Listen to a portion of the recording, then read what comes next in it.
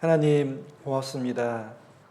저희들을 위해서 이 땅에 오시고 십자가에 못 박혀서 저희들의 모든 죄 용서해 주시고 하나님 자녀 삼아 주신 것 감사드립니다. 저희들이 죄인 되었을 때에 또 원수 되었을 때에 먼저 저희들을 아시고 사랑해 주셨습니다. 저희 영혼을 불쌍히 여기셔서 십자가의 피로 구원해 주신 것 진심으로 감사드립니다.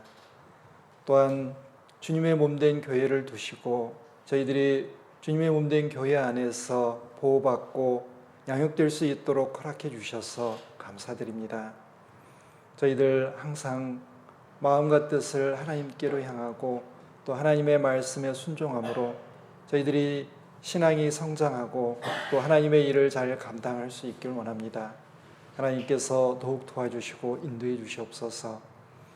저희들 이 땅에 하나님의 자녀로서 구별되어 살아가고 있습니다. 이 세상은 점점 악해지고 음란해지고 있습니다. 저희들이 조금만 방심해도 이 세상의 마음 빼앗겨서 또 하나님을 떠날 가능성이 있습니다. 하나님께서 저희들의 마음과 삶을 지켜주시고 더욱더 하나님 앞에 구별되어서 또 하나님의 자녀로서 합당의 삶으로 또 하나님의 영광을 드러내고 주변에 많은 이뤄진 영혼들에게 하나님이 누구신지 잘 전할 수 있도록 도와주시옵소서. 저희들에게 맡겨주신 일들 많이 있습니다. 가정과 또 교회와 사회에서 저희들이 맡은 일들이 있습니다. 그 일들 잘 할 수 있도록 지혜와 능력을 베풀어 주시고 또 저희들에게 맡겨주신 많은 영혼들이 있습니다. 가족과 친척과 이웃들 중에 아직 구원받지 못한 영혼들이 많이 있습니다. 그들에게 하나님의 복음을 담대히 증거할 수 있도록 하나님께서 도와주시고 먼저 그들에게 하나님께서 방문해 주셔서 그들의 마음과 뜻이 하나님께로 향할 수 있도록 역사해 주시며 또 주님의 마음으로 그들에게 담대히 다가가서 하나님의 말씀 증거할 수 있도록 도와주시옵소서. 오늘 마땅히 이 자리 함께해서 같이 말씀 듣고 교제해야 되지만 또 여러 가지 사정 때문에 함께하지 못한 형제자매님들이 있습니다. 혹시 병중에 있는 분들 건강 허락해 주시고 여러 가지 곤란과 시험 중에 있는 분들 하나님께서 능력의 손으로 붙들어 주셔서 그 어려움들 잘 극복하고 또 믿음을 지키며 주님을 위해 열심을 품고 살아갈 수 있도록 도와주시기 원합니다. 또 바라옵기는 다음에는 꼭 이 자리에 함께해서 같이 은혜와 사랑 나누기를 원합니다. 오늘 말씀을 통해서 저희들에게 베풀어 주실 또 말씀과 교훈 저희들이 잘 마음에 새기고 또 순종할 수 있도록 도와주시고 또 오늘의 말씀 시종 주님께 부탁드리오니 주님께서만 인도해 주시옵소서. 언제나 저희들 사랑해 주시는 예수님 이름으로 감사하며 기도드렸습니다. 아멘. 네, 고린도전서 1장 찾겠습니다. 고린도전서 1장 18절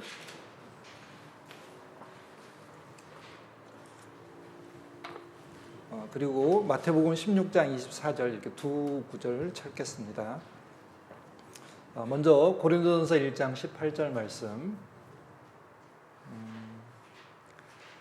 제가 읽겠습니다. 앞에 화면을 보셔도 되겠습니다.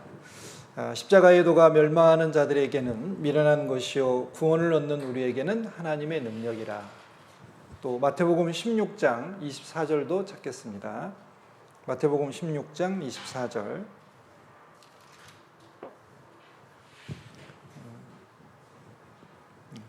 제가 읽겠습니다. 자, 이에 예수께서 제자들에게 이르시되 아무든지 나를 따라오려거든 자기를 부인하고 자기 십자가를 지고 나를 좇을 것이니라. 오늘은 십자가에 대해서 좀 배워보려고 합니다. 예수님께서 못 박혀 죽으신 십자가는 원래 우리들의 것이었습니다. 우리들이 지은 죄 때문에 우리가 하나님께 받아야 될 심판과 저주를 우리가 받아야 했는데 예수님께서 대신 심판받고 벌 받으신 것입니다. 그 십자가 때문에 우리가 죄 용서받고 천국 갈 소망을 얻게 되었습니다. 그 십자가의 의미를 좀 살펴보면 그 십자가는 우리 죽어있던 우리를 살리셨고 우리에게 새 생명, 즉 영원한 생명을 주셨습니다. 죄인이었던 우리를 의인으로 만들어 주셨고 또 죄의 노예로 비참하게 살던 우리를 하나님의 자녀로 만들어 주셔서 존귀하고 영광스럽게 만들어 주셨고 또 의미 없고 헛된 인생, 정말 의미 있고 보람 있게 살 수 있도록 도와주셨습니다. 자, 십자가는 우리 그리스도인들이 이 땅에 살아가는 이유이자 목적이고 또 우리 그리스도인의 삶의 목표가 됩니다. 지치고 힘들 때마다 십자가를 생각해보고 우리를 죽기까지 사랑하신 주님의 수고와 희생을 생각하며 용기를 얻을 수 있고 또 인생의 어려움을 만났을 때 어찌할 바를 모르고 당황하고 불안해할 때 우리가 어떤 방향으로 가야 할지 또 어떻게 행해야 될지를 알게 해주십니다. 자, 오늘은 예수님께서 자기 십자가를 지시고 하나님의 뜻을 좇아 사신 삶을 배우며 그 의미를 짚어보고 또 그것을 우리 그리스도인들이 자기 십자가를 지고 주님을 좇는 것이 어떤 것인지 또 어떻게 살아야 하는지를 알아보고자 합니다. 자, 여기서 고린도전서 1장 18절의 십자가의 도는 제가 좀 써놨습니다. 십자가를 통해 구원받고 십자가를 본받아 사는 것, 십자가의 도입니다. 그리고 자기 십자가를 지고 나를 좇을 것이니라 그랬습니다. 실제로 우리 그리스도인들은 개인적으로 주어진 십자가, 하나님이 맡겨주신 사명하고 고난이라는 게 있습니다. 그러니까 십자가를 쉬운 말로 표현하면 사명과 고난인데 그 십자가를 지고 주님을 좇는 것을 주님을 위해 사는 삶이라고 합니다. 그래서 그것을 십자가의 길이라고 한번 이렇게 제가 정해봤습니다. 그래서 오늘 십자가의 도, 십자가의 의미와 십자가의 길, 그 교훈받고 이제 순종하고 사는 삶에 대해서 좀 살펴보도록 하겠습니다. 자, 먼저 로마서 5장 8절 한번 보겠습니다. 로마서 5장 8절. 제가 여기 적어놨습니다.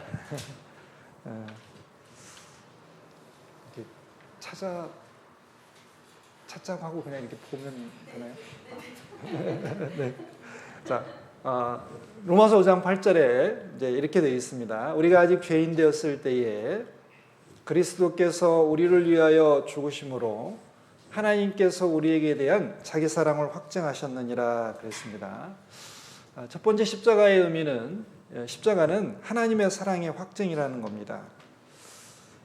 하나님은 죄인을 사랑하십니다. 그런데 죄인이 죄 때문에 심판받고 지옥 가는 것, 그런 위기에 처해 있습니다. 하나님은 사람을 사랑하십니다. 그렇다면 사랑하는 죄인들을 위해서 무언가를 해주셔야 됩니다. 자, 사랑은 기본적으로 사랑하는 사람이 좋지 않은 일을 당하거나 불행해지는 것을 원치 않습니다. 사랑은 사랑하는 사람의 요구나 또 필요를 채워주려고 합니다. 사랑은 사랑하는 사람이 늘 기쁘고 행복하기를 원합니다. 자, 사랑하는 사람의 기쁨이나 행복을 방해하는 것이 있다면 사랑은 사랑하는 사람의 기쁨이나 행복을 위해서 그것을 해결해 주려고 합니다. 자, 하나님도 죄인의 공경을 잘 아시니까 그걸 해결해 주려고 했습니다. 잘 아시는 것처럼 인간은 태어나면서부터 죄인으로 태어났고 평생 죄를 짓다가 언젠가는 죽어서 심판받아 지옥 갈 수밖에 없습니다.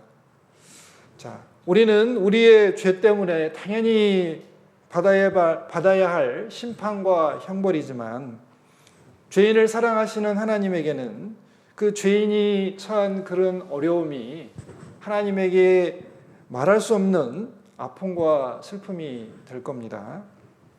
자, 그래서 하나님은 사랑하는 이의 안전과 행복을 위해서 인간의 죄 문제를 해결해 주시고 작정하셨고 예수님을 창세전에 예비하시고 자신의 계획에 따라 예수님을 이 땅에 보내셨습니다. 그리고 그분은 우리를 사랑하시기 때문에 기꺼이 십자가에서 우리를 대신해서 죽어주셨습니다. 자, 이 십자가는 하나님께 인간에게 보여주신 가장 큰 사랑의 표현이고 자신의 사랑의 확증이었습니다. 자, 사랑하는 사람이 배가 고픕니다. 그러면 어떻게 해야 될까요? 1번 말로만 사랑한다고 계속 얘기한다. 2번 맛있는 음식을 사준다. 사랑은 사랑하는 사람의 필요를 채워줍니다. 배고픈데 말로만 사랑한다고 사랑이 느껴지지 않습니다. 맛있는 음식을 함께 먹으며 사랑한다고 표현해야 그 사랑이 느껴집니다. 하나님도 인간이 죄 때문에 지옥 갈 수밖에 없기 때문에 그 죄의 문제를 해결해 주시고 사랑한다라고 이야기하셨습니다. 그리고 십자가에 못 박혀서 우리들의 죄를 다 용서해 주신 그 십자가를 바라보라고 했습니다. 자, 하나님이 사람을 얼마나 사랑하시느냐? 십자가에 죽기까지 사랑하셨다고 했습니다. 죽을 만큼 사랑하신다고 했습니다. 자, 하나님의 사랑이 십자가에서 표현이 된 겁니다.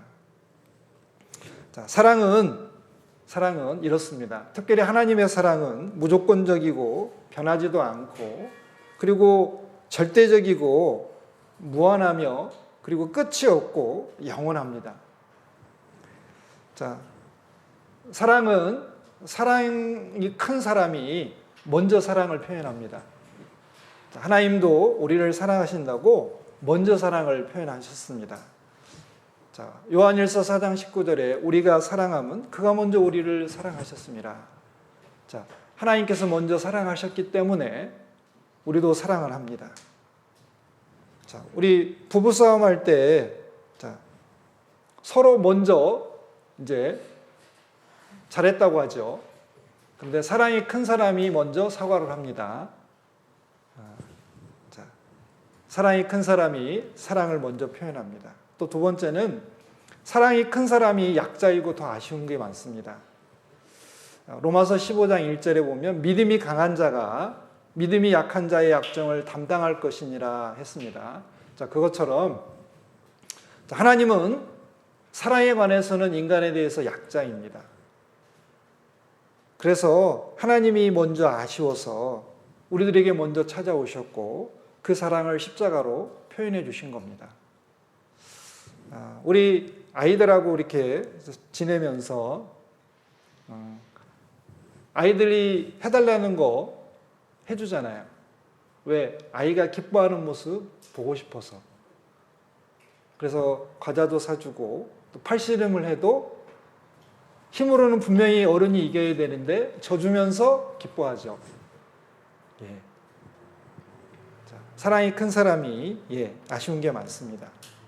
그래서 하나님도 우리에게 아쉽기 때문에 우리들을 얻기 위해서 십자가에 못 박혀서 우리들의 죄를 다 용서해 주시고 지금도 말썽꾸러기인 우리들이지만 버리지 않으시고 늘 하나님께로 인도해 주십니다. 하나님은 평생 우리들을 쫓아다니면서 우리를 돕고 계십니다. 내가 은밀한 곳에서 죄를 짓고 있는 그 곳에서도 주님은 쫓아와서 그러지 말라고 그리고 나를 좀 바라봐 달라고 내게로 돌이키라라고 이야기하십니다. 자, 또 사랑이 큰 사람이 더 많이 수고하고 희생하고 양보합니다. 자, 여기 고린도후서 12장 14절로 15절입니다. 제가 장절을 적지 않았네요. 죄송합니다. 자, 어린아이가 부모를 위하여 재물을 저축하는 것이 아니요 이에 부모가 어린아이를 위하여 하느니라. 자, 부모가 수고하고 희생해서 돈을 벌어서 자녀들을 위해서 기쁘게 사용을 합니다. 왜? 부모의 사랑이 더 크기 때문에 아이들을 위해서 수고하고 희생합니다. 하나님도 마찬가지입니다. 하나님의 사랑이 크기 때문에 우리를 위해서 수고하고 희생하는 거 거리끼지 않으셨습니다. 기꺼이 하셨습니다. 십자가는 예수님에게 어려움이었지만 정말 기쁜 마음으로 그 십자가를 우리들 대신 담당해 주셨습니다. 그리고 또 사랑이 큰 사람이 더 오래 참고 기다립니다. 자, 하나님께서는 우리가 비록 부족하고 연약해도 버리지 않으시고 끝까지 사랑해 주십니다. 우리가 하나님께 반역하고 하나님을 떠나 우상을 숭배하고 또 선지자들을 보내서 돌이키라고 책망해도 돌아오지 않을지라도 하나님은 우리들을 사랑하시기 때문에 오래 참고 기다리십니다. 또한 우리가 하나님의 뜻을 알지만 잘 이루고 살아가지 못해도 우리들에 대한 기대를 저버리지 않고 끝까지 살아갈 수 있도록 도와주십니다. 우리 예레미야 31장에 보면 하나님께서 이스라엘 백성을 버리지 않으셨다는 내용을 우리가 알 수 있습니다. 자, 이스라엘 백성들은 하나님을 떠나서 우상을 숭배하고 하나님의 말씀에 불순종했습니다. 자, 그런데 하나님은 이스라엘 백성들을 그 죄 때문에 심판, 징계는 하셨지만 그들을 버리지 않으시고 끝까지 함께 하셔서 마지막 시대에는 이스라엘 민족을 회복시킨다라고 말씀하셨습니다. 자, 그러면서 하나님이 하늘에 있는 태양을 봐라.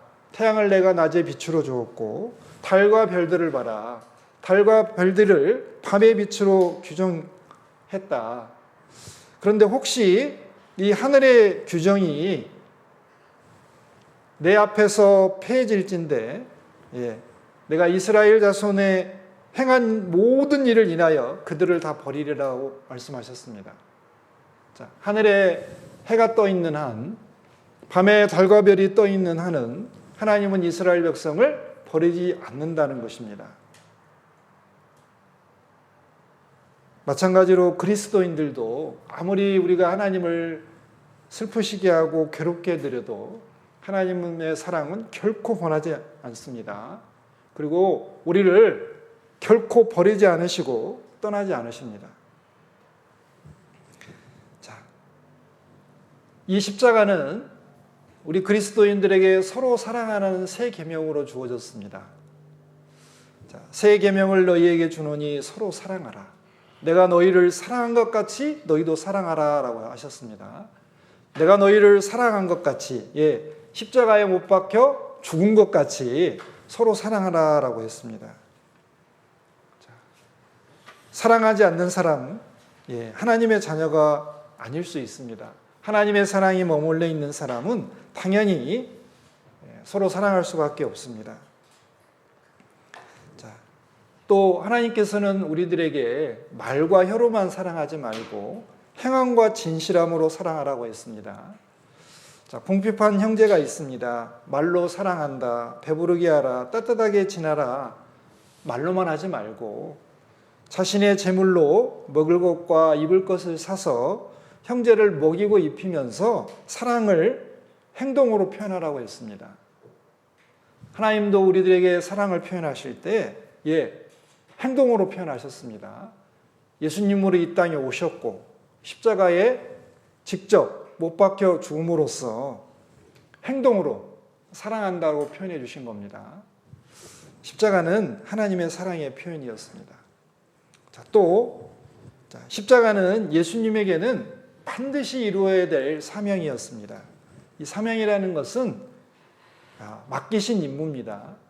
꼭 해야 되는 일을 말합니다. 자, 마태복음 16장 21절부터 23절까지 내용입니다. 제가 한번 읽어보겠습니다. 자, 이때로부터 예수 그리스도께서 자기가 예루살렘에 올라가 장로들과 대제사장들과 서기관들에게 많은 고난을 받고 죽임을 당하고 제3일에 살아나야 할 것을 제자들에게 비로소 가르치시니. 자, 예수님이 장차 죽을 것, 십자가에 죽을 것을 제자들에게 말씀하셨습니다. 그러면 제자들은 그렇군요. 그럼 우리가 어떻게 해야 될까라고 준비를 해야 되는데 이제 22절에 보면 베드로는 예수님을 붙들고 그렇게 하지 마십시오라고 이야기합니다. 22절 제가 읽겠습니다. 베드로가 예수를 붙들고 간하여 가로되 주여 그리 마옵소서 이 일이 결코 주에게 미치지 아니하리이다.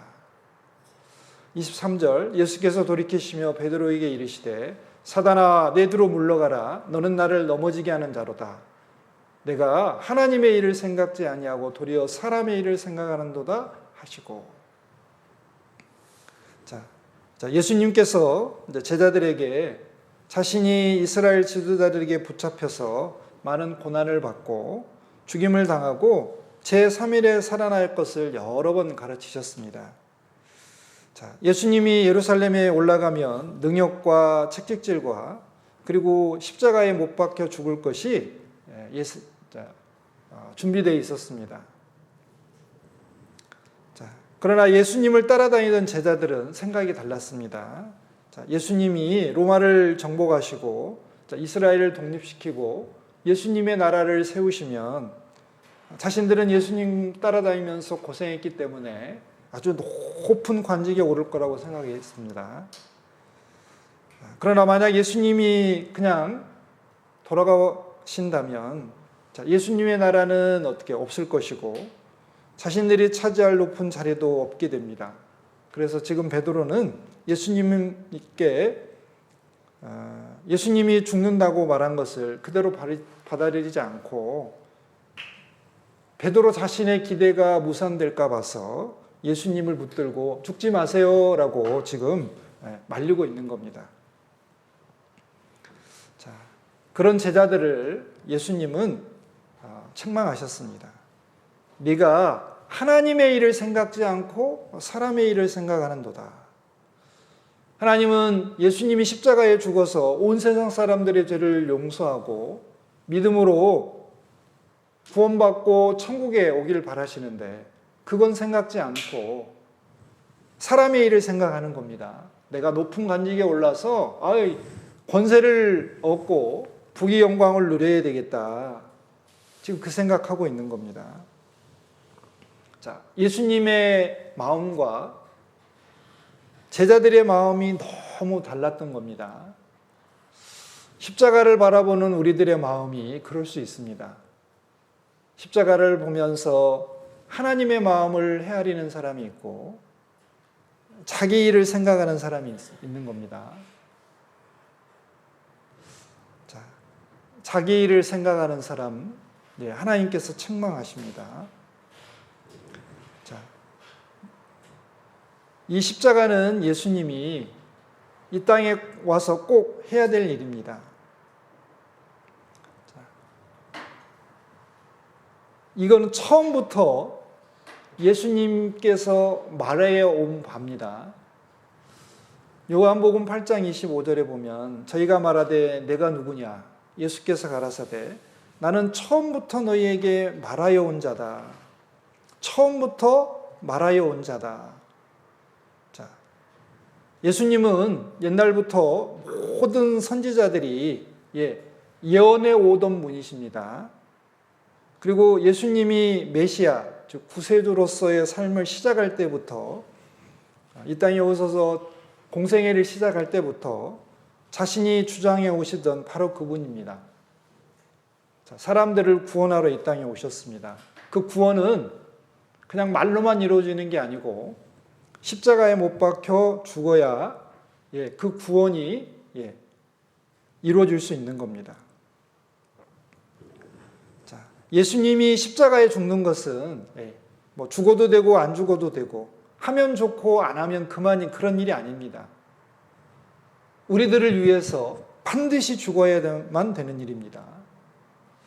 그래서 이 십자가의 죽음은 하나님께서 예수님에게 직접 말씀하신 그리고 부탁하신 사명이라는 겁니다. 반드시 이뤄내야 되는 겁니다. 자, 우리 그리스도인들에게도 각자에게 주어진 사명들이 있습니다. 그게 각자에게 주어진 십자가입니다. 자, 마태복음 16장 24절에 이렇게 되어 있습니다. 이에 예수께서 제자들에게 이르시되 아무든지 나를 따라오려거든 자기를 부인하고 자기 십자가를 지고 나를 좇을 것이니라. 자기 십자가를 지고 나를 좇을 것이니라. 구원받은 그리스도인들은 구원받자마자 예수님의 제자가 됩니다. 자, 제자로서 선생님의 가르침을 받고 선생님의 삶을 본받습니다. 예수님의 십자가는 십자가에서 고통받고 죽어서 온 세상 사람들을 구원하는 것이었습니다. 자, 동일하게 그리스도인들에게 십자가가 주어져 있습니다.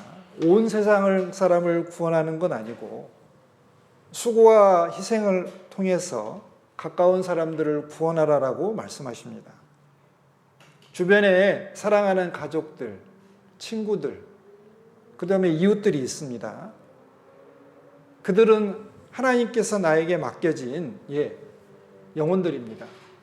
그들을 어떻게 쓰든지 복음을 전해서 구원받게 하는 것이 우리들에게 주신 사명이고 그게 우리들의 십자가입니다. 십자가가 없는 사람은 너무 행복합니다.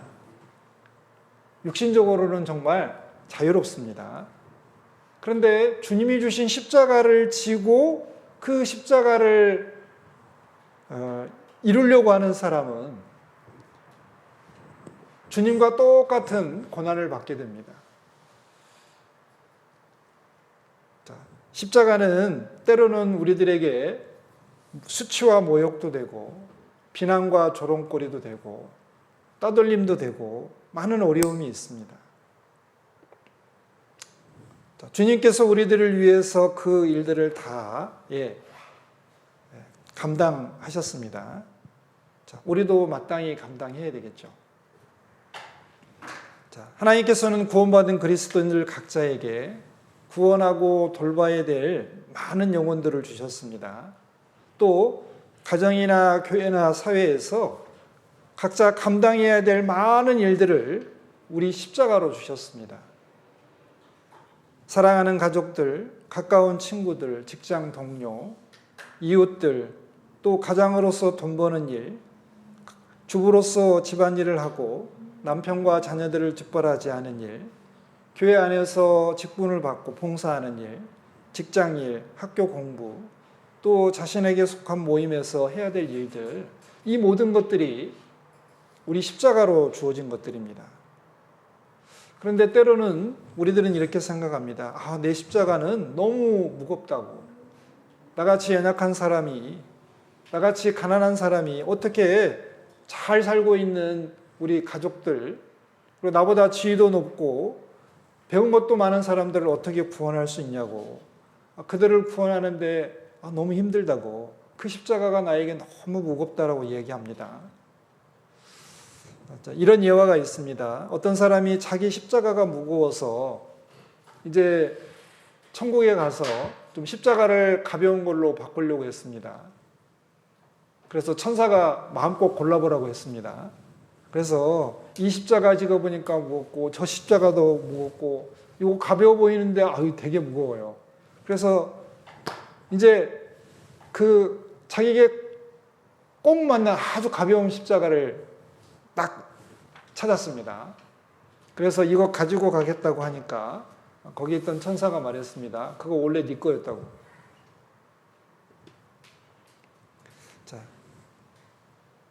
어떤 그리스도인들은 자기 십자가가 제일 무겁다고 생각합니다.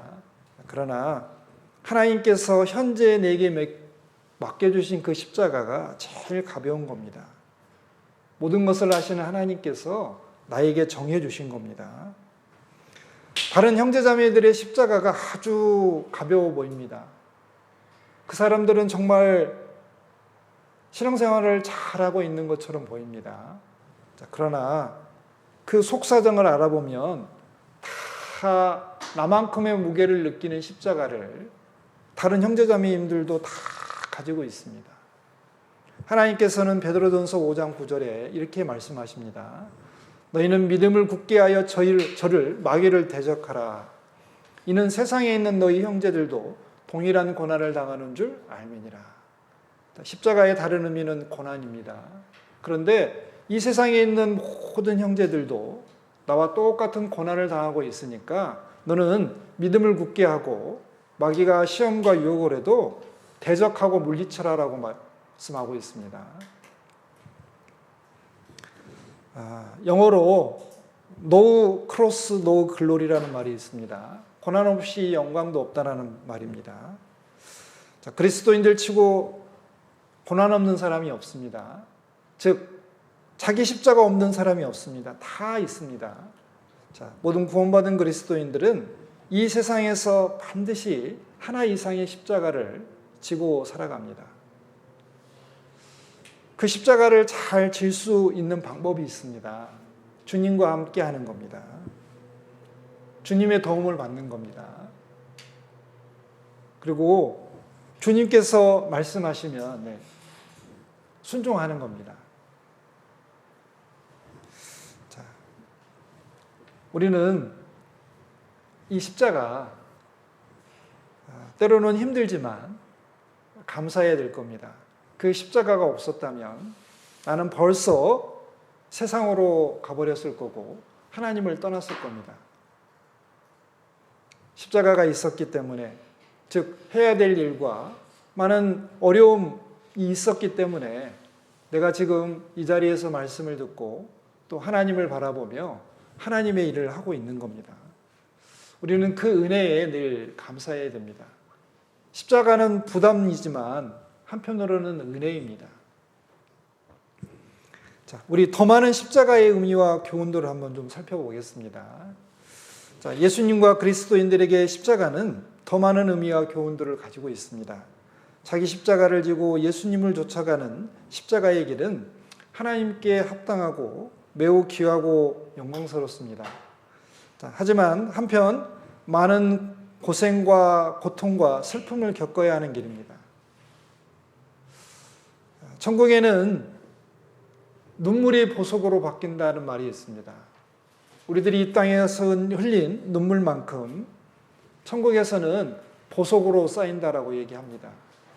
그만큼 고생과 고통과 슬픔을 겪으면서 눈물을 흘렸기 때문에 천국에서 영광이 크다라는 말입니다. 그리스도인들의 삶에 기쁨과 즐거움과 평안과 감사가 있어야 합니다. 하지만 때로는 우리들이 감당해야 될 십자가 때문에 그 기쁨이 잠시 슬픔으로 바뀌고 평안이 환난과 근심으로 바뀌고 감사가 불평과 원망으로 바뀔 때도 있습니다. 자, 그런 것은 우리가 무엇인가 잘못하고 있기 때문이 아니라 우리가 잘하고 있기 때문에 그렇습니다. 주님 안에서 경건하게 살고자 하는 그리스도인들에게 핍박이 있다라고 했습니다. 자기 십자가를 지고 주님을 쫓아가는 사람에게는 그런 어려움이 있는 겁니다. 그게 정상입니다. 자, 예수님의 십자가를 앞둔 예수님의 마음을 한번 보겠습니다. 자, 십자가는 예수님에게 무엇이었을까? 첫 번째는 여기 답답함이었습니다. 자, 누가복음 12장 49절부터 제가 읽겠습니다. 내가 복음의 불을 땅에 던지러 왔노니 이 불이 이미 붙었으면 내가 무엇을 원하리요? 나는 받을 세례가 있으니 그 이루기까지 나의 답답함이 어떠하겠느냐? 예수님은 이 복음을 이 땅에 전하러 오셨습니다. 그런데 예수님이 십자가에 못 박혀 죽기까지는 복음은 완성되지 않는 겁니다. 십자가에 돌아가셔야 복음이 완성이 되는 겁니다. 복음이 이루어지는 겁니다. 자, 여기서 받을 세례는 십자가의 세례를 말합니다. 십자가에 못 박혀 죽는 겁니다. 그런데 아직 죽지 않았으니 죽으러 가야 되는 예수님의 마음에는 답답함이 있습니다. 자, 아니 이상하지 않습니까? 예수님은 하나님이셨으니까 당연히 이런 십자가의 고통도 고난도 그냥 평범하게 이루실 수 있을 것 같습니다. 그러나 예수님은 자신을 비우고 이 땅에 사람의 모습으로 오셨습니다. 자, 예수님이 자신을 비우고 사람이 되셨다는 것에는 이런 의미가 있습니다. 자, 예수님은 하나님 자신의 영광을 감추셨고 한 인간으로서 갖게 되는 제한과 제약을 받아들이시고 스스로 하나님만이 가질 수 있는 몇몇 속성들을 포기하셨다는 뜻입니다. 쉬운 표현으로 바꿔보겠습니다. 자, 예수님은 사람이 자신으로 눈으로 보았을 때, 자, 예수님은 하나님이시니까 하나님을 보면 사람은 바로 죽습니다. 그런데 예수님을 보고 사람에 살 수 있도록 자신의 영광을 감추셨습니다.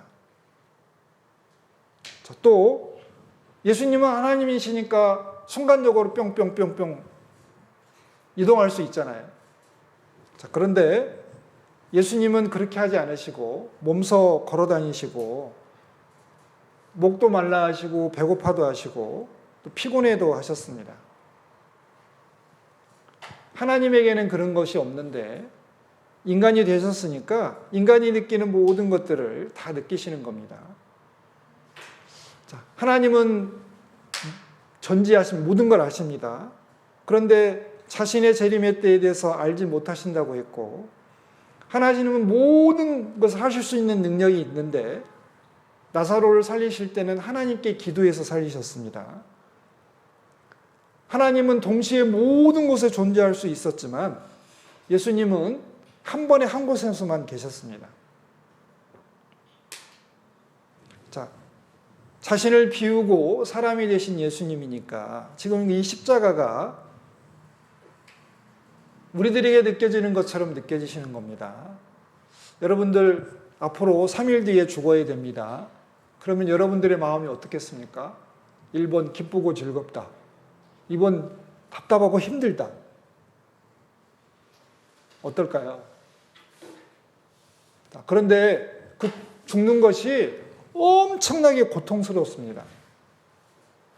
그러면 답답함이 더 커질 겁니다.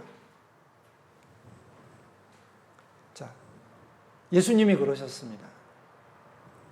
자, 하나님은 모든 것을 하실 수 있기 때문에 십자가의 죽음도 아무런 거리낌이나 답답함 없이 해낼 수 있으실 것 같지만, 자, 예수님도 육체를 입으셨고 육체의 제한을 받아들이셨기 때문에 사람과 같은 연약함을 가지셨고 고통도 느끼셨고 죽음에 대한 두려움도 있으셨습니다. 그래서 답답해 하셨습니다. 자, 예수님은 이렇게 하셨습니다. 십자가를 앞두고 마음에 답답함이 있었고 예루살렘으로 올라가기로 굳게 결심도 하셨습니다. 또 이 십자가의 죽음을 반드시 이루어야 하기 때문에 겟세마네 동산에 올라가서 아주 간절하게 기도하셨습니다. 땀이 떨어지는데 핏방울같이 될 만큼 간절하게 기도하셨습니다. 굳은 결심도 하시고 간절한 기도도 하셨습니다. 자, 우리 그리스도인들도 십자가를 지고 주님을 좇으면서 많은 고생과 고통과 슬픔이 있을 것입니다. 그것이 예상이 되니까 우리에게는 답답함이나 두려움이 있을 겁니다. 당연합니다. 자, 예수님이 십자가에 나아가기를 굳게 결심하셨다면 우리 그리스도인들도 자기 십자가를 지고 주님을 따르기 위해서 더 굳은 결심이 필요하고, 주님이 십자가를 앞에 두고 간절히 기도하셨다면 연약한 우리들은 더 간절히 기도하는 것이 필요할 겁니다. 자, 어떤 이단들은 이렇게 이야기합니다. 무엇인가를 깨달으면 항상 평안하고 즐겁다라고 얘기합니다. 자, 그런데 예수님이 십자가를 두고 답답해 하신 걸 보면 그렇게 말하는 것이 잘못된 것이라는 것을 금방 알 수 있습니다. 자, 우리 잠깐 스트레칭 한번 할까요? 자, 그 팔을 이렇게 한번 올려보시고요. 이렇게 깍지 끼시고 위로 이렇게. 자, 왼쪽으로, 오른쪽으로. 자, 앞으로. 자, 뒤로. 기지개를 키면서 와. 자,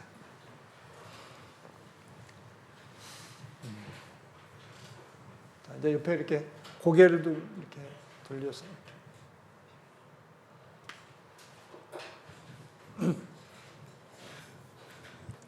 자, 어떻게 잠시 쉬셨나요? 자, 이제 십자가의 의미를 좀 계속 이제 알아보겠습니다. 십자가는 간절함이 나타나 있습니다. 누가복음 22장 41절부터 44절까지 예수님이 겟세마네 동산에 올라가서 기도하는 모습이 있습니다. 자, 무릎을 꿇고 예수님이 간절하게 기도를 했습니다. 44절 읽겠습니다. 예수께서 힘쓰고 애써 더욱 간절히 기도하시니 땀이 땅에 떨어지는 핏방울 같이 되더라. 자, 예수님께서 십자가에 못 박혀 죽으시지 않으면 인간들은 아무도 구원받을 수 없게 됩니다. 자, 예수님의 두 어깨에는 온 세상 사람들과 그들의 영원한 운명이 걸려 있었습니다. 자, 예수님의 실패는 개인의 실패가 아니고 하나님의 실패이자 모든 사람의 멸망이었습니다. 자, 마귀는 최선을 다해서 하나님의 역사를 방해하려고 합니다. 그리고 가능하면 많은 사람들을 지옥으로 끌고 가려고 합니다. 그래서 마귀가 예수님이 십자가에 못 박여 죽을 거라는 말씀을 듣고 깜짝 놀랐습니다. 왜일까요? 마귀는 생각했을 겁니다. 예수님이 뭔가를 하시려고 하면은 그건 틀림없이 인간들에게 좋은 걸 거야. 그래서 이제 그 일을 방해하려고 했습니다. 베드로를 통해서 예수님을 붙들고 십자가에 죽지 못하도록 말리기도 하고, 또 사람들을 동원해서 얼굴에 침받고 뺨을 때리고 조롱과 모욕을 하며 십자가의 길을 포기하도록 만들려고 했습니다. 또 십자가에 못 박히신 후에는 사람들이 지나가면서 쯧쯧쯧쯧 하면서, 자, 내가 만일 하나님의 아들이거든 자기를 구원하고 십자가에서 내려오라고 예수님을 계속 도발했습니다. 왜? 십자가에서 죽어야만 사람들이 구원받을 수 있는데 도중에 내려오면 그럴 수가 없잖아요. 자, 예수님의 육체의 연약함이나 혈기를 일으켜서 예수님이 십자가에 죽는 것을 방해하려고 했습니다. 자, 그러나 예수님은 이 육체의 연약함이나 마귀의 여러 방해들, 그리고 예상되는 상상할 수 없는 고통 같은 것들을 잘 알고 계셨기 때문에 그것들을 극복하기 위해서, 그리고 십자가에 반드시 죽어야 했기 때문에 예수님은 하나님께 간절히 기도하셨습니다. 그 방해를 물리치고 그 고통을 이기고 그 일을 다 이룰 수 있도록 간절히 기도하신 겁니다. 자, 예수님은 죄인에 대한 사랑과 그리고 이 십자가를 반드시 성취하려는 그런 간절함 가지고 계셨습니다. 자, 사랑과 그 간절함이 십자가를 완성하도록, 죽고 부활하도록 만들었습니다. 자, 우리에게도 자기 십자가를 지고 주님을 좇는 삶에 예상되는 많은 고생과 고통과 어려움이 있다는 것을 압니다. 그런 고생과 고통과 어려움을 극복하기 위해서는 우리도 주님처럼 주님에 대한 사랑과 자기에게 맡겨진 십자가를 완성하기 위한 간절함으로 무장을 해야 됩니다. 각오와 결심한 사람에게는 어떤 어려움이 와도 문제가 되지 않고 잘 극복할 수 있지만, 각오가 되어 있지 않는 사람, 그 사람에게는 모든 것이 문제가 됩니다. 자, 우리는 마음을 정할 필요가 있습니다. 마음을 정하기 위해서 우리는 기도해야 됩니다. 주님이 십자가를 앞두고 간절히 기도했다면 우리는 더욱더 간절히 기도해야 됩니다. 그리고 십자가는 최고의 수치와 모욕이었습니다. 마태복음 27장에 보면 이제 군병들이 예수님을 잡아서 관장 안으로 데리고 가가지고 옷을 벗기고 홍포, 빨간 옷을 입혔습니다. 자, 왕은 가시면류관이 있어야 됩니다. 죄송합니다. 금면류관이 있어야 되는데 조롱하는 의미로 가시로 면류관을 만들어서 그 머리에 씌우고, 그리고 왕들은 어떻게 해요? 왕의 홀이라는 게 있잖아요. 멋지게 생긴 그 홀이 있어야 되는데 예수님에게 조롱의 의미로 갈대를 쥐어줬습니다. 그리고 침을 뱉고 머리를 때리고, 그리고 갖은 희롱의 말을 했습니다.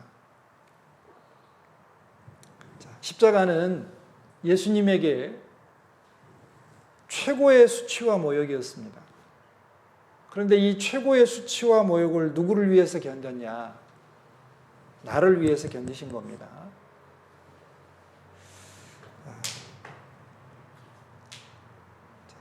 주님이 이런 수치와 모욕을 겪었다면 주님을 쫓아가는 우리들, 자기 십자가를 지고 주님을 쫓아가는 우리들은 때로 이 수치와 모욕을 예상하고 준비해야 됩니다.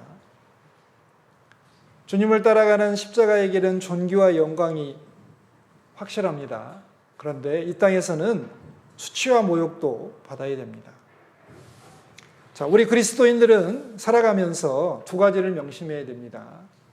그리스도인이라는 정체성과 하나님께서 주신 사명이라는 겁니다. 우리는 그리스도인입니다. 우리는 세상 사람처럼 살 수는 없습니다. 또 하나님께서 우리들에게 맡겨주신 일이 있습니다. 그 일은 반드시 이루고 가야 됩니다. 자, 그리스도인이라는 정체성과 사명 완수라는 걸 생각하셔야 됩니다. 자, 이 세상과 죄의 사고방식이나 행동방식에서 거룩히 구별되어서 하나님께 합당히 살아가는 것을 그리스도인의 정체성을 지키는 것이라고 합니다. 자, 또 우리들은 하나님께서 주신 사명이 있습니다. 그 사명은 전도와 봉사입니다.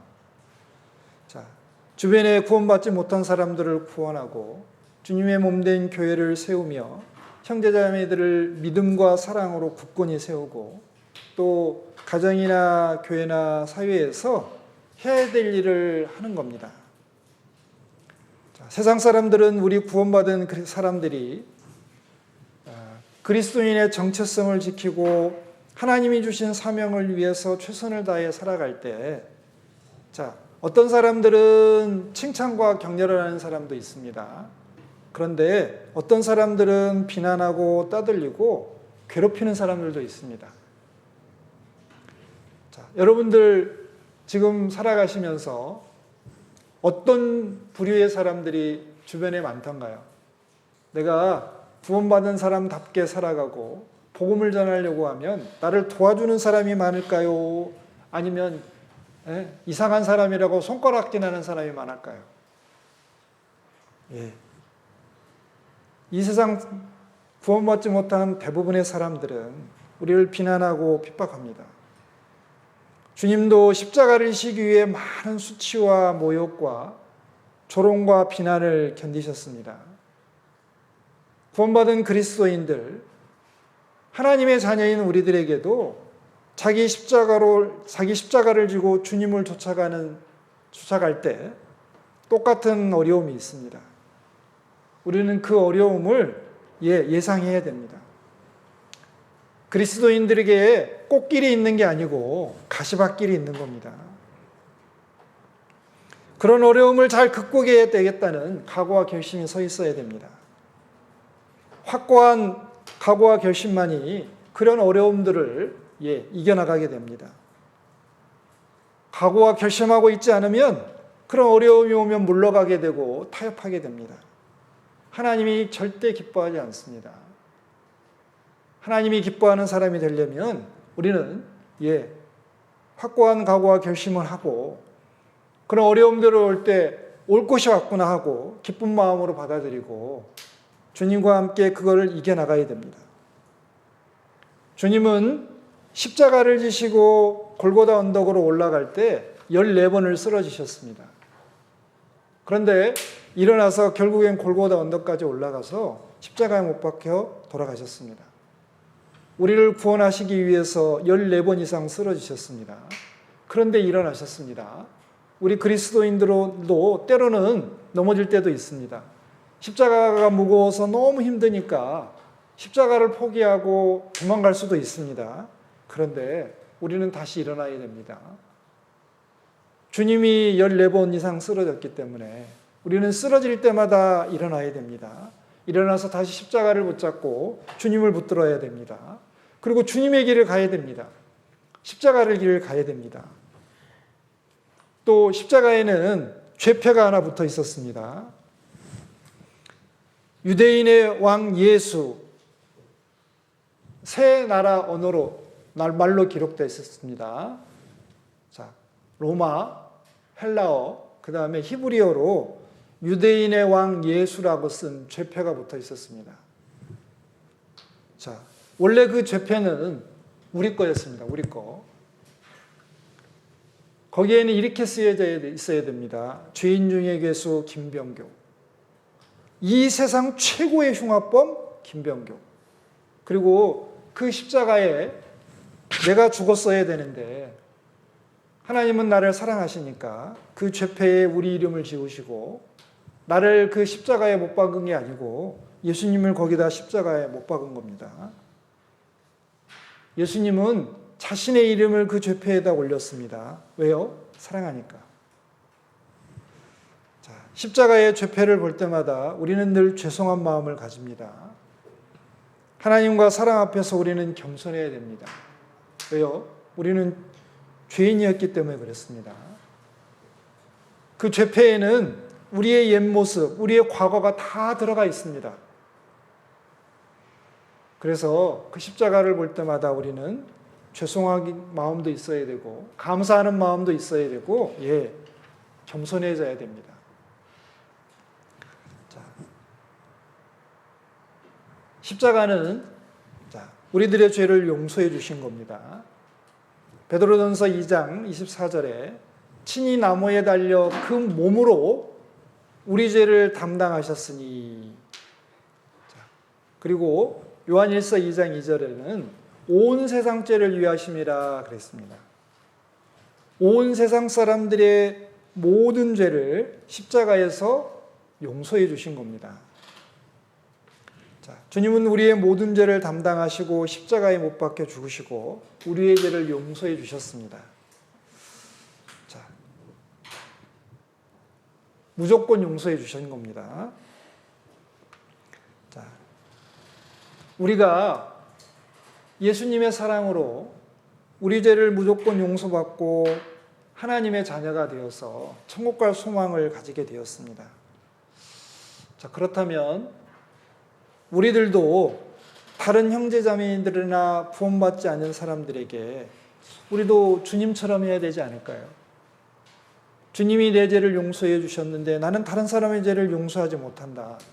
뭔가 어울리지 않습니다.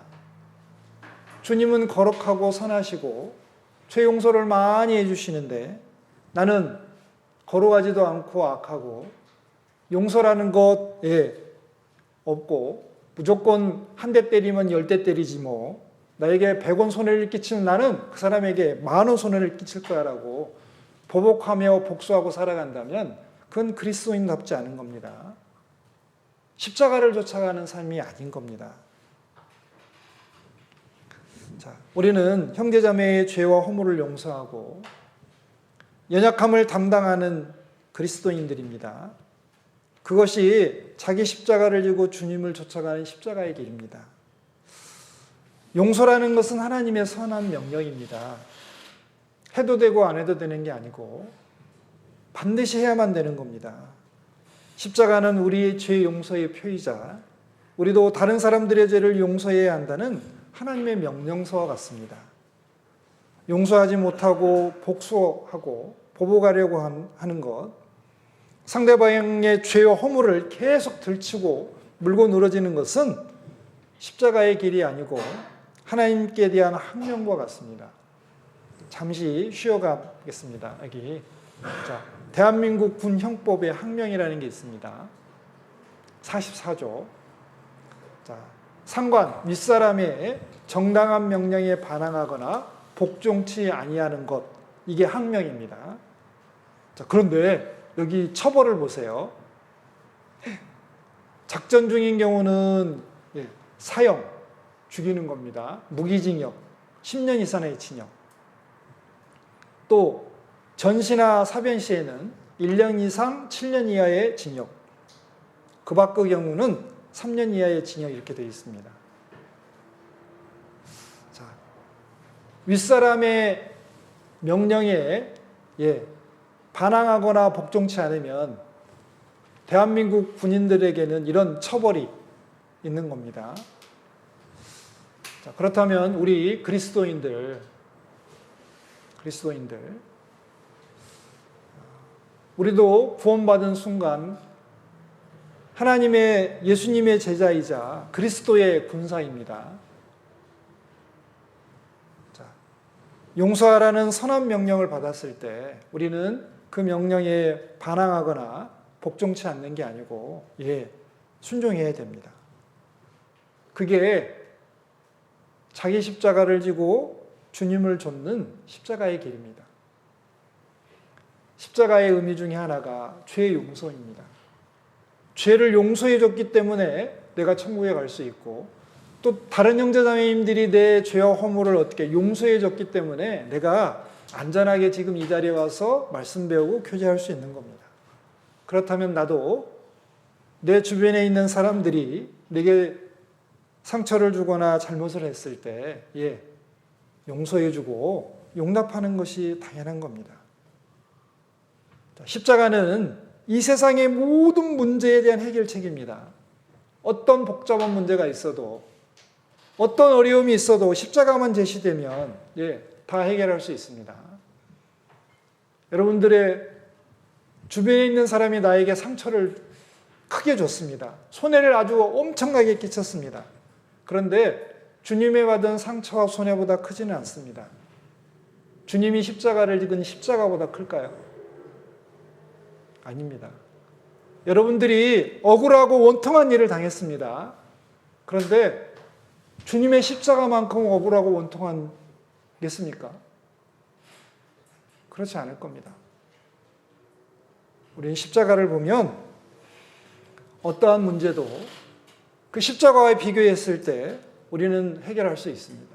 그리고 모든 것을 다 아시는 하나님께 맡길 수 있습니다. 복수는 하나님의 것입니다. 하나님이 적당한 때가 되면 심판하십니다. 공의로운 하나님이 계십니다. 여러분들 하나님께 맡기시면 됩니다. 여러분들이 직접 해결하려고 하지 마세요. 직접 해결하려고 해도 해결이 안 됩니다. 그 사람의 마음과 생각을 바꿀 수 없어요. 그런데 하나님은 바꾸실 수 있습니다. 하나님은 사람의 마음을 변화시킬 수 있고, 그리고 사람의 삶을 바꿀 지혜와 능력이 있으십니다. 그분에게 복수를 부탁하는 것이 가장 지혜로운 겁니다. 십자가는 죄 용서뿐만 아니라 대신 저주받는 겁니다. 갈라디아서 3장 13절에 이렇게 되어 있습니다. 그리스도께서, 예수님께서 우리를 위하여 저주를 받은 바 되사 율법의 저주에서 우리를 속량하셨으니 기록된 바 나무에 달린 자마다 저주 아래 있는 자라 하였습니다. 자, 예수님이 우리 대신 심판과 저주, 형벌을 받으셨습니다. 내가 마땅히 받아야 될 심판과 저주를 예수님이 대신 받으신 겁니다. 원래 율법을 어긴 그 형벌을 내가 받아야 되는데 예수님이 몽땅 받으셨습니다. 그래서 우리는 예수님께 늘 감사합니다. 왜? 심판 안 받아야 되고 영원한 저주에서 어떻게 저희를 건져주셨기 때문에 우리는 주님께 감사합니다. 자, 우리도 주님을 본받아야 됩니다.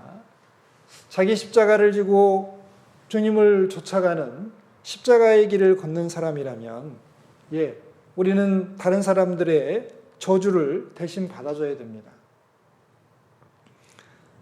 성경에 보면 야곱과 리브가가 있습니다. 야곱은 엄마하고 친했고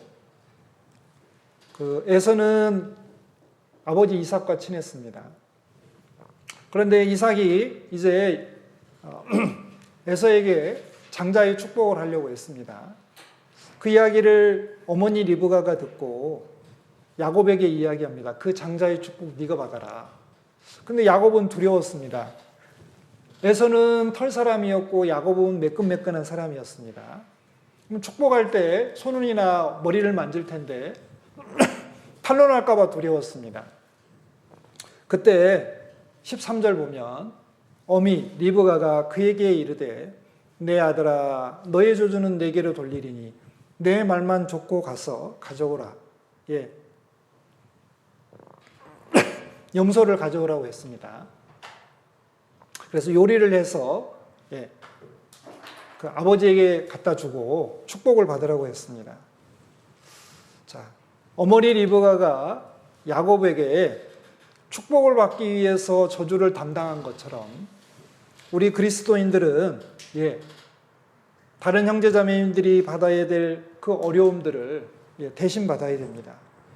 그럴 각오를 하고 살아가는 우리 형제자매님들이 십자가의 길을 가는 사람들입니다. 십자가의 의미를 정확하게 아는 사람입니다. 자, 대신 저주받는 것이나 참는 것이 억울하고 손해보는 것 같이 느껴질 겁니다. 자, 그런데 그렇지 않습니다. 모든 것을 감찰하시는 하나님이 하나님 앞에 갔을 때 영원한 상과 영원한 영광으로 갚아주실 겁니다. 자, 그리고 이 십자가는 화목과 화평입니다. 자, 골로새서 1장 20절에 그의 십자가의 피로, 예수님의 십자가의 피로 화평을 이루사 하늘에 있는 것이나 땅에 있는 것들을 자기와 화목하게 하셨다 그랬습니다. 원래 사람은 하나님과 원수였습니다. 왜? 죄가 있기 때문에 그랬습니다. 그런데 예수님이 십자가에 못 박혀서 그 죄를 다 용서해 주셨기 때문에 하나님과 우리 사이가 화목하게 되었고 평화가 있게 됐습니다. 또 에베소서 2장에는 예수님이 십자가로 교회라는 걸 만드시고 그 교회 안에는 유대인과 이방인이 하나라고 얘기했습니다. 한 몸이라고 이야기하셨습니다. 원래 유대인들은 이방인을 율법과 할례가 없었기 때문에 개 취급했습니다. 짐승 취급을 했습니다. 그리고 자신들을 막 괴롭혔기 때문에 원수로 생각했습니다. 유대인과 이방인이 화목하기가 쉽지 않았습니다.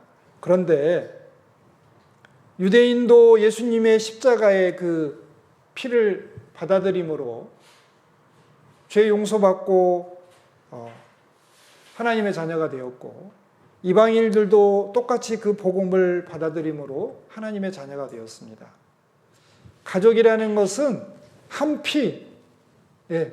피로 맺어진 사람들입니다. 마찬가지로 우리 구원받은 모든 그리스도인들은 하나님의 가족이 되었습니다. 예수님 피로 우리가 한 가족이 되었습니다. 자, 가족은 서로 사랑하고 아껴주고 그리고 위험하고 위급할 때마다 도와줍니다. 늘 화목과 화평이 있는 게 당연하겠죠. 자, 그리스도인들은 모두 한 가족이므로 다툼이나 분쟁, 시기와 질투는 합당치 않습니다. 형제를 미워하고 자매와 다투면서 그리고 나에게 피해와 상처를 준 형제자매를 용서하지 못하면서 나는 하나님을 사랑한다. 하나님의 사랑이 내 안에 거한다라고 말하는 것은 말도 안 된다고 얘기하십니다. 요한일서 4장 20절에 누구든지 하나님을 사랑하노라 하고 그 형제를 미워하면 이는 거짓말하는 자라고 했습니다. 너 거짓말하고 있다고. 하나님을 사랑하는 사람은 형제 자매를 미워할 수가 없는 겁니다. 미워하는 것이 하나님 앞에 문제가 된다는 걸 알기 때문에 어떻게 해서든지 용서하려고 기도하게 됩니다. 자, 하나님을 사랑하는 사람들은 형제자매님들을 사랑할 수밖에 없습니다.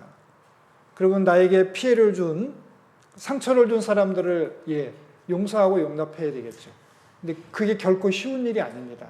그래서 기도하셔야 되고 노력하셔야 되는 겁니다. 그리고 그것이 신앙의 성장입니다. 성장이라는 것은 하루아침에 이루어지는 게 아닙니다. 노력하는 만큼 성장하게 되어 있습니다. 하나님이 원하십니다. 하나님은 우리들의 완전한 모습을 원하지 않습니다. 노력하는 모습. 하나님은 우리들이 뭔가를 잘 해내는 결과를 원하시는 게 아니라 하나님과 함께하는 과정을 원하십니다. 비록 내가 용서를 완전히 못한다 할지라도 용서하려고 노력하는 그 자체가 하나님은 너무너무 좋으신 겁니다. 그리고 이 십자가는 낮아짐과 복종이라는 겁니다. 자, 빌립보서 2장에는 예수님이 이 땅에 오실 때 하나님이셨는데 하나님의 본체를 이렇게 버리시고 자기를 비우시고 종의 형체를 가졌다. 또 더 낮아져서 죽기까지 복종하셨다 그랬습니다. 죽기까지, 십자가의 죽기까지 복종하셨다 그랬습니다.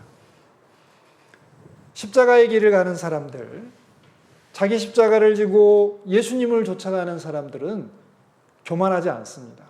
항상 자신을 낮춥니다. 그리고 불순종하지 않습니다. 순종합니다.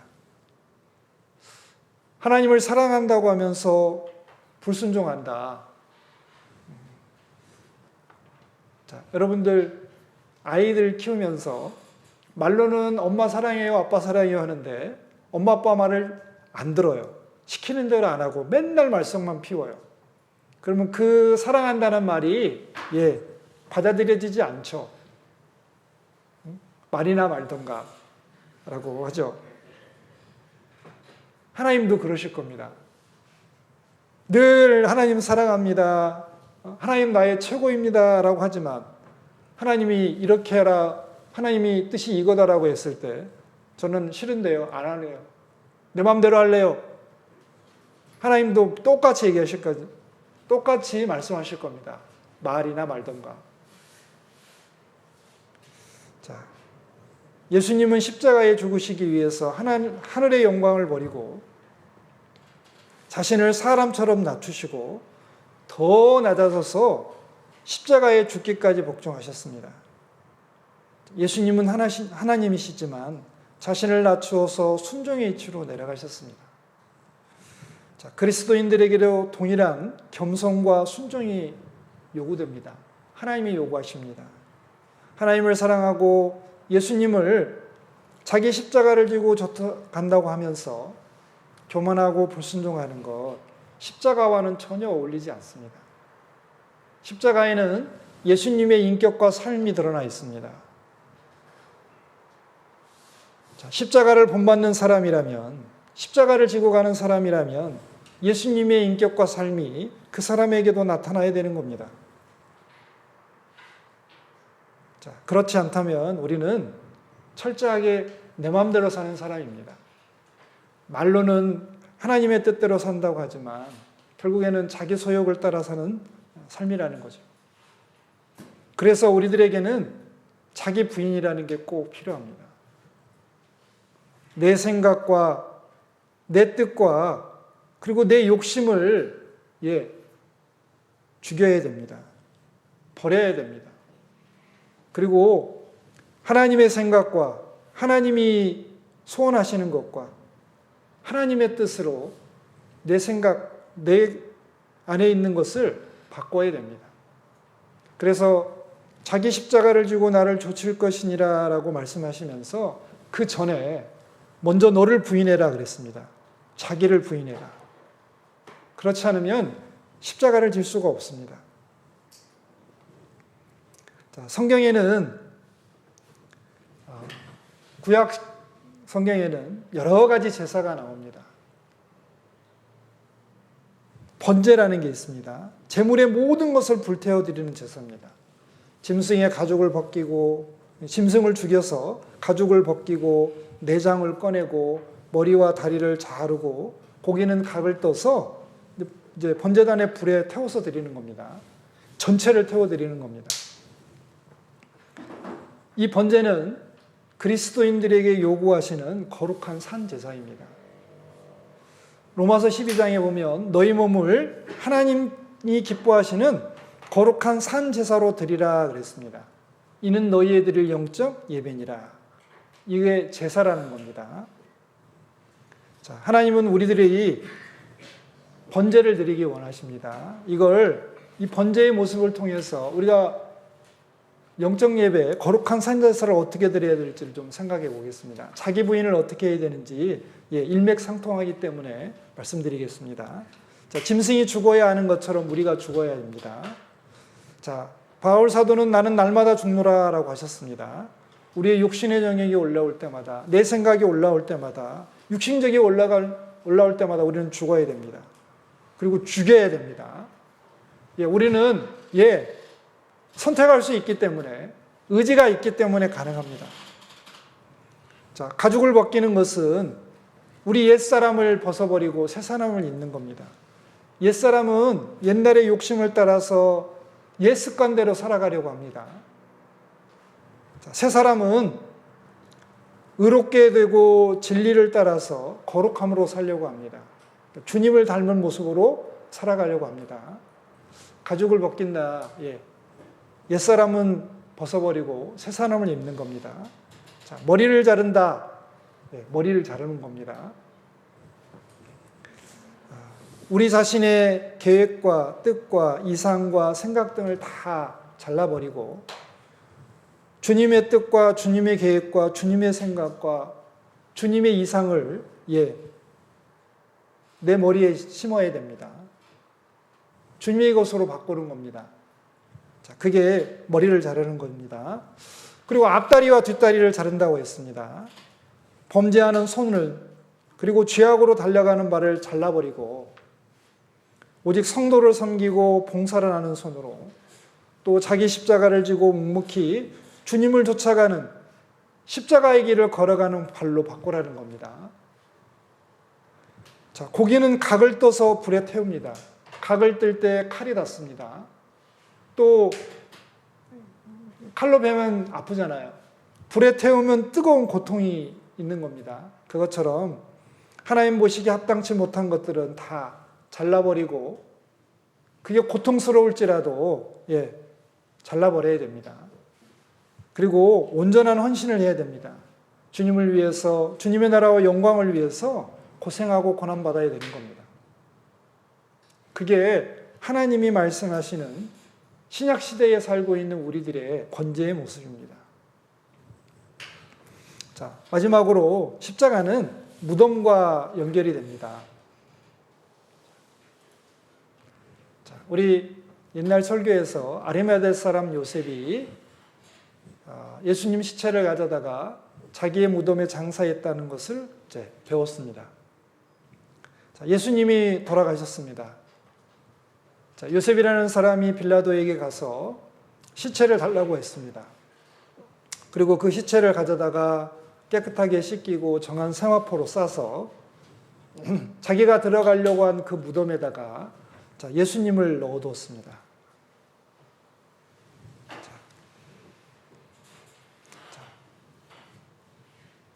물론 이 시체는 3일 후에 볼 수 없었습니다. 왜? 부활하셨기 때문에 그렇습니다. 자, 우리가 이 십자가는 무덤과 연결이 되어 있습니다. 왜? 십자가는 죽음이고 죽음은 무덤과 연결이 되잖아요. 이 무덤을 통해서 교훈받을 것이 있습니다.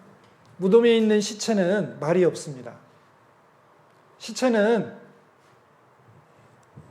누가 욕을 하고 비난하고 조롱하고 모욕해도 반응이 없습니다. 왜? 죽었기 때문에 그렇습니다. 자, 우리 옛사람이 죽었습니다. 우리가 예수님의 십자가에 죽을 때 우리도 죽었습니다. 예수님이 부활할 때 우리도 부활했습니다. 우리 옛사람이 죽었습니다. 나에게 상처를 주고 나에게 비난을 하고 모욕을 해도 내가 죽었기 때문에 반응할 수 없는 겁니다. 자, 우리들 다 죽은 사람들입니다. 옛사람이 죽었습니다. 죽었습니다. 제발 다시 살리지 마세요. 죽으라니까요. 죽었는데 왜 자꾸 살아나는지. 저도 마찬가지입니다. 그래서 항상 늘 힘듭니다. 자, 우리 옛사람은 십자가에 죽어서 무덤에 시신으로 묻혔기 때문에 우리 세상 것에서 반응할 수가 없습니다. 세상에 아무리 좋은 것이 있어도, 세상에 부귀 영광이 있어도 죽은 시체는 바라볼 수도 없고 누릴 수도 없습니다. 관심도 가질 수 없습니다.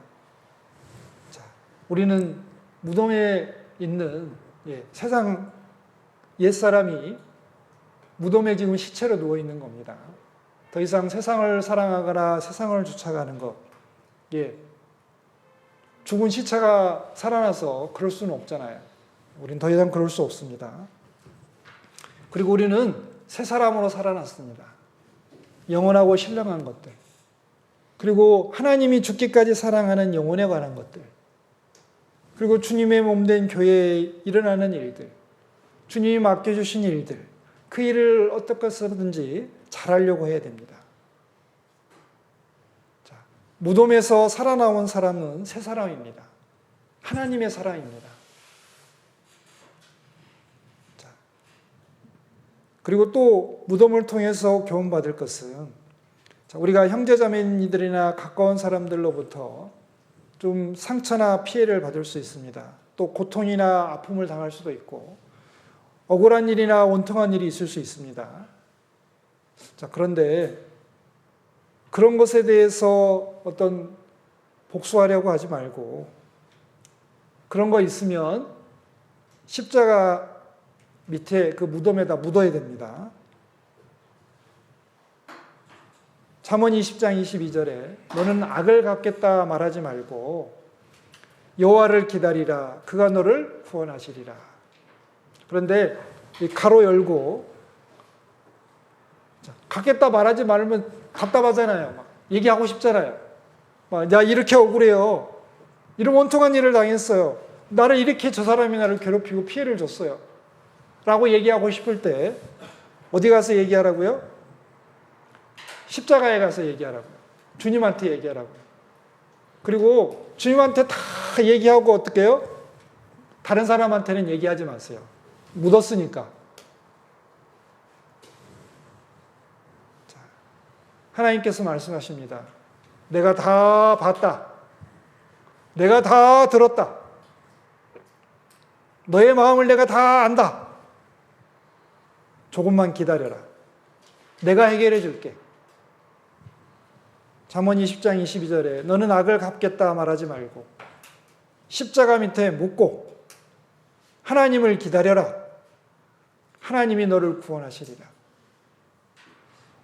자기 십자가를 지고 주님을 돕는 사람은 십자가 밑에 가서 자기의 사정을 다 하려고 십자가 밑에 가는 시간이 많습니다. 꼭 뭐 이렇게 진짜 십자가가 있어서 그런 게 아니고 마음에 있는 십자가, 주님이 하신 일을 생각해보고 주님이라면 어떻게 하셨을까? 이런 상황에서 뭐라고 말씀하셨을까? 어떻게 하셨을까를 생각해보고 자기의 이야기를 하나님께 다 말씀드리고, 그리고 하나님이 나에게 마음속에 비춰주신 선한 명령에 따라서 순종하면 됩니다. 자, 오늘은 십자가를 통해서 몇 가지 이렇게 교훈을 받아봤습니다. 자, 십자가에도 십자가를 통해 구원받고 십자가를 본받아 사는 것. 자, 이것이 우리의 능력입니다. 그리스도인들이 정말 바보처럼 힘없게 사는 것 같지만, 너무 천하고 평범한 것 같지만 그렇지 않습니다. 하나님께서 제일 귀하게 보시는 삶이 구원받고 주님의 뜻대로 사는 겁니다. 그것에 더해서 십자가를 지고 가는 삶이라면 더 기뻐하십니다. 자기를 부인하고 자기 십자가를 지고 나를 좇을 것이니라. 이게 십자가의 길입니다. 십자가의 의미를 아는 사람은 십자가의 길을 가게 되어 있습니다. 십자가의 길을 가는 사람은 하나님이 너무너무 기뻐하시고 좋아하십니다. 네가 나를 닮는구나. 자, 아이들이 아빠 엄마를 닮으면 아빠 엄마가 괜히 기분이 좋죠. 왜 그럴까요? 사랑하니까. 닮는다에는 사랑이라는 게 들어가 있습니다. 우리가 주님을 닮아가면 주님이 너무 좋아하십니다. 왜? 주님을 사랑한다는 표현이잖아요. 자, 오늘 십자가의 여러 가지 의미, 그 이외에도 많은데 성경을 보면 아마 많이 깨닫게 해주실 겁니다. 살펴본 몇 가지라도 좀 새겨서 정말 우리가 십자가를 지고 주님을 쫓아가는 것을 멈추지 않고 계속해서 주님 오실 때까지 어렵고 힘들면 힘들다라고 주님께 얘기하고 또 필요한 거 있으면 달라고 하고 그리고 계속해서 이 십자가를 붙들고 가야 됩니다. 십자가를 놓으면 그 순간 나는 세상으로 가버립니다. 십자가를 붙들어야 됩니다. 십자가를 지고 가야 됩니다. 주님이 가신 것처럼 주님이 우리를 부르실 때까지 십자가를 지고 잘 가야 되겠습니다. 자, 기도하고 마치겠습니다. 하나님 고맙습니다. 오늘 십자가를 통해서 또 주님이 어떻게 이 땅에서 행하셨는지를 살펴보고 저희들이 어떻게 살아야 될지를 교훈받았습니다. 하나님께서 깨닫게 해주신 대로 순종하며 살 수 있도록 도와주시고 저희들이 더욱더 순종함을 통해서 또 하나님을 기쁘시게 하고 영광스럽게 하길 원합니다. 비록 연약하고 부족하지만 하나님을 의지하오니 하나님께서 더욱 귀하게 서용해 주시옵소서. 또한 오늘 남아있는 모든 시간들도 또 하나님께 부탁드리오니 하나님의 뜻대로만 인도해 주시옵소서. 예수님 이름으로 기도드렸습니다. 아멘.